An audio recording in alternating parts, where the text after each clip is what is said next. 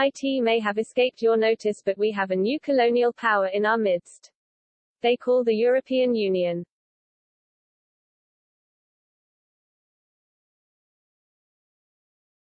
It is bent on colonizing Europe and enforcing its will on 27 states. Worse still, it is doing its best to subject one that has recently left, namely Britain, to Brussels.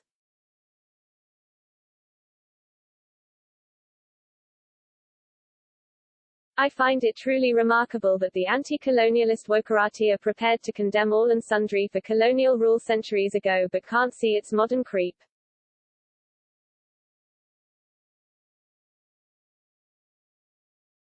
Yet it is clearly what Russia, starting with the Crimea and now threatening the Ukraine, is also about.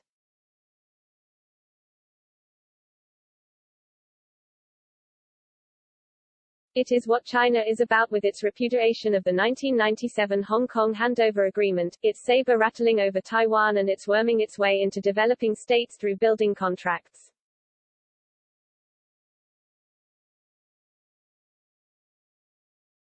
Why, it has even built a faulty cricket ground in Antigua. It was subject to flooding.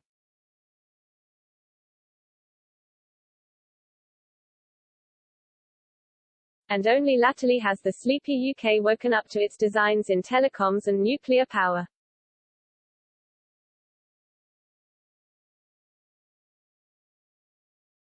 I can, of course, understand why the wokerati overlook Russia and China.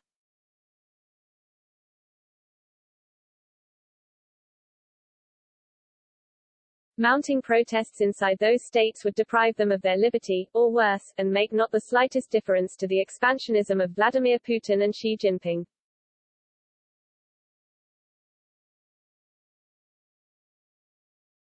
But Europe is a different case.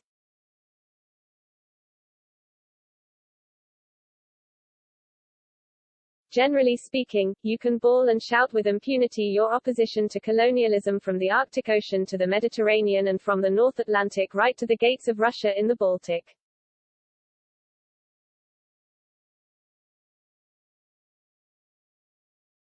That is, if you can recognize it at 5 yards.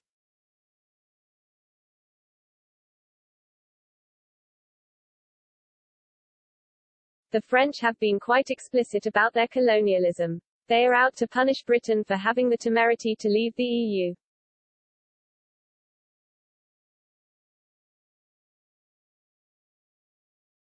Once in, always in, is their motto. And if you should break free, you will be visited with every problem their stooges in Brussels can dream up.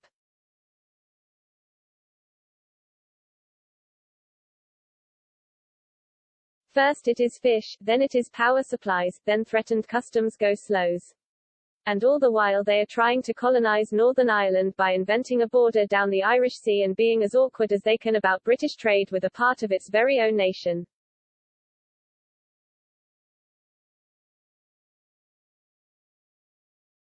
It is monstrous, and no self-respecting state can allow a part of its whole to be cut off by Brussels.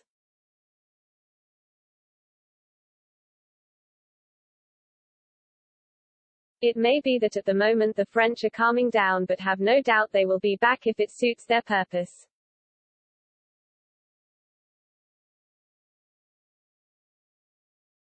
Right now, they have belatedly realized that they, and the EU, need the goodwill of Britain to ensure Europe's defense, especially given the uncertainties engendered by US President Joe Biden's foreign policies.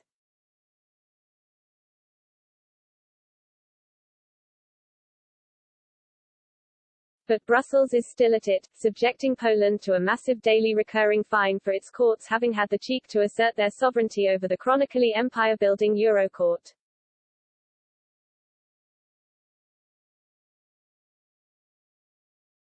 No wonder a Polish politician likened this to colonial rule.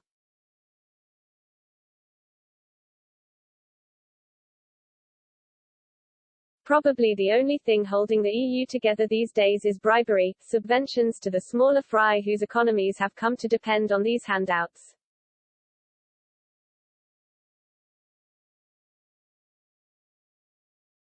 I would find it easier to understand all this PK if the EU had not had over 30 years warning that it was going the wrong way in building a federal United States of Europe, subject to central control, in other words, a European empire.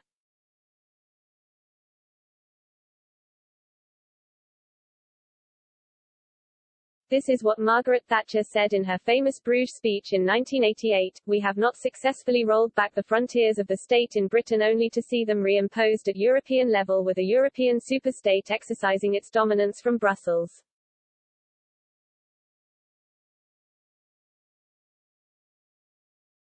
Only a few years later she might have added that the Eastern European states, newly liberated from the centralized communist yoke of the Soviet Union, had not swapped a Moscow dictator for the Brussels variety.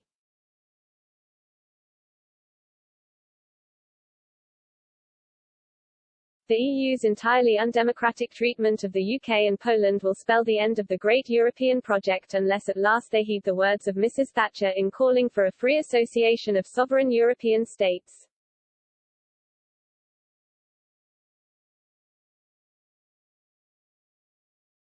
That is how to rebuild a Europe to last. Are the Europhiles too blind, too obsessed with empire building, to recognize that freedom will eventually have its way and will put the Brussels bureaucracy and those who pull its strings to flight?